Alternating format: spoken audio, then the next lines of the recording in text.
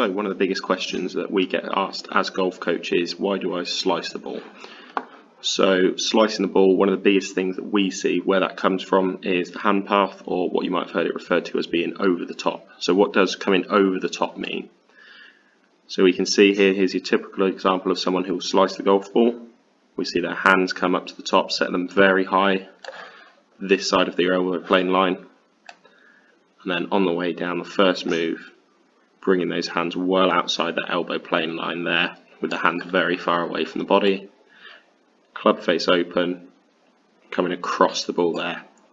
If we pause that there, we can have a look that the club face at impact is pretty square, but the path 7 degrees out to in. So that out to in club path is what's going to cause that ball to slice.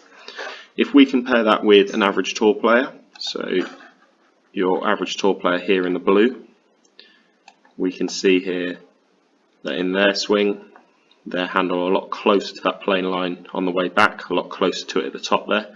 But then the biggest move we see them do that's different to that golfer there in the yellow is that they will drop their hands inside that line there. So it's that move there where the handle drops inside and the hands get really, really close into the body that then allows the tour pro to attack that ball from in to out. So we can see there, if we pause them both at impact, club path now on your average tour pro, just under 2 degrees in to out. So pretty square, slightly in to out. Again, with that club face nice and square.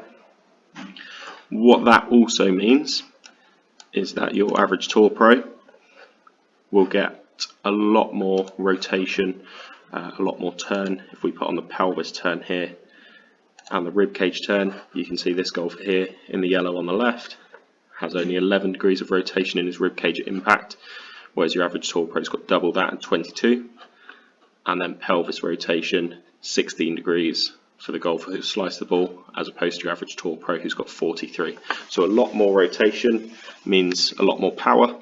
That's why golfer number 1 swing is at 68 miles an hour as opposed to the tour pro who's swinging at 93. And why the carry distance for 2.7 irons is going 1.28 when we're over the top. When we can add that, when we can improve that hand path and add that little bit more rotation in, we can bump that up to 170 yards.